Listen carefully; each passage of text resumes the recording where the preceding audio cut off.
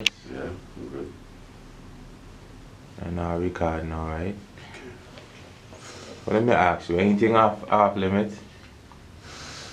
Nothing really off limits in terms of what? Like what? How deep are you?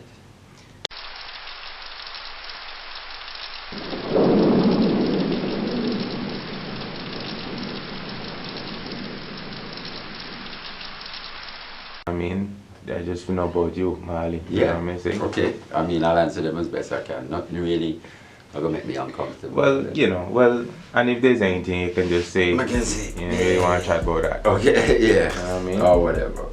Alright, so I'm going to start from way in the beginning.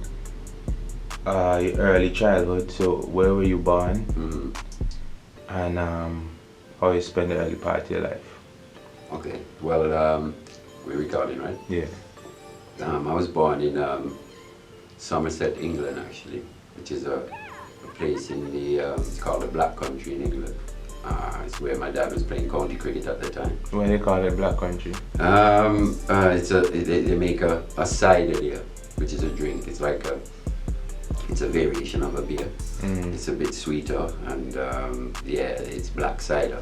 That's the name of it. Okay. Yeah, it's called the Black Country. See why you have to clarify these things. Yeah, for sure, man. I understand. That's not what I was thinking. But go ahead. And Dad was playing county cricket there. That was the first place he actually went and played county cricket in Somerset with Ian Bowles, Joel Gann, and these guys, and that's where I was born. And so, for those who might not realize, might not know, who is that? Viv Richards, Sir Vivian Richards. Yeah, that's Dad. Yeah. Master Blaster. Master Blaster. You're born in Somerset. You did you spend any time there? I did. Yeah. Roughly, more or less, the first two and a half years or so. Yeah, that's where I was. It was actually quite a difficult pregnancy and birth. So we actually had to stay there for an extended period. Yes, Dad actually had a house there. So we were basically, living there at that time. So yeah, so we is in the family. The family, my mom and my sister Matara. Yeah. Okay. Shout out to Matara. Yeah. And Aunt Miriam. Yeah. So you guys spent about 2 years, as you can remember. Roughly year and a half, 2 years. Maybe would have come back in between a little bit, but more often than not I was there. This was like what, 1982? 83. So I was born in September 83. Okay. Yeah. Alright, so you moved back to Antigua. Yeah. And what was that like? Yeah, I actually remember it. I went to Miss Francis. We're considered at a preschool. Yeah. There on Factory Road? It started on Factory Road. But actually no, we moved from, it used to be just opposite PM School. Oh, okay. Yeah, Princess Margaret School. Yeah, that's where it started. I actually remember going to that school. That was my first school here in Antigua. And then after that was where? After that, St. Michael's. I think you know a bit about St. Michael's School as well. Miss Pestainer, Miss Joseph, and Miss George. Yeah, that's where I went and did my primary school and met quite a lot of people who are still my friends today. Yeah, so we're on Reckless Street right now. It's a Michael School, but right up the street now. Up the street, that's where I started actually, right here in town, and then I moved to Casada Gardens. Yeah. So now, tell me a little bit more about family life now. In them formative years.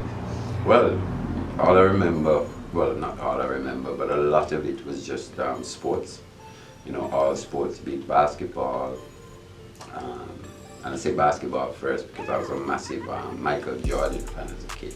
And we used to watch, the playoffs, even regular season games, and the playoffs were quite special.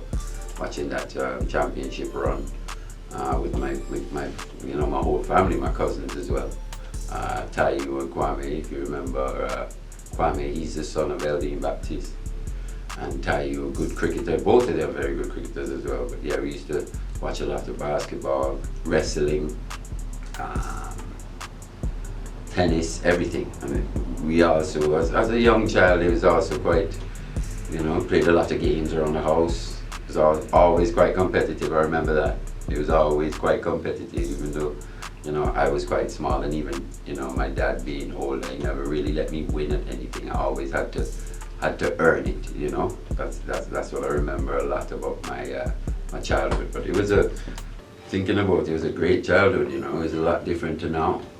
I'm not saying now isn't great as well in terms of how kids grow up, but just if you think back to our outdoor way of living, you know, it was just in that time before cell phones. So, you know, we'd come in from school and we'd be gone later in the day just doing whatever sport we wanted. At the time, it was a lot of tennis and cricket. So yeah, I remember just as a child growing up around the house, a lot of, it's really, I got the real feel of family, you know, yeah. So you mentioned your cousins. This is when you were living between, Gambles? Gambles, Upper Gambles, yeah. And then Casada Gardens. Casada Gardens, yeah. So you know, we spent some time by Clare School. Yep, a lot of time in that park actually. Mm-hmm. You know, we'd come home from school, or even on the weekends on a Sunday, you know, and we'd be in that park playing cricket, be it hardball, softball all day, you know, in the hot sun. And you know, you'd remember these days, all the kids from around. I was the smallest one. Yeah, yeah, and if you remember as well, there was a league, a softball league, before we actually started playing hardball, cricket and stuff. There's a softball league organized by, I think it must have been Amos Cornelius. Mm-hmm. Yeah, yeah, I don't remember who the other person was, but there were 3 teams. I think Casada Gardens, Johnson and Clare. Okay. Yeah, and it's quite a few kids every weekend we turn up, and I remember being so excited for these games on a Friday night, you know, looking forward to playing. You know, it's just wind ball cricket, but it felt like such a big event. You know, Amos is passed away now. Yes. I don't remember these games you're referring to. Right. My memory of Amos is basically in Mexico. Right. Hardball. So maybe, you know, my mom. A little before your time. Right. Yes. My mom didn't let me out the house so easy. So maybe that's why I missed them early games there. But see, so far you've mentioned tennis and you mentioned cricket. Yeah. Let's touch on tennis for a bit. Spent a lot of time down at Vikings. Let's talk about tennis a little bit. Yeah, tennis, man, it shaped a lot of who I am today. Actually, I must say, I was drawn to tennis because of the proximity of the tennis courts from my house. So it was quite close. Upper Gambles and campsites, you know, it was just up the road from me. And I remember driving home from school one day and just looking over and seeing 2 guys playing, and for some reason that captivated me, and I told my parents, I want to come and learn to play tennis.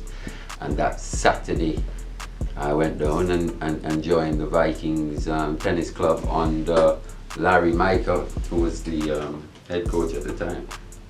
And I remember Janice as well, she was running the tennis shop. And it was a really, like back then, it was a real, you had a feel of community. When you went there, you know, you had the older guys, the stalwarts, the members like a Cavell John, a Malerkey, Stead Sargent as well, who's also passed away, from Chelsea Electrical. We used to have that Chelsea Electrical on Newgate Street.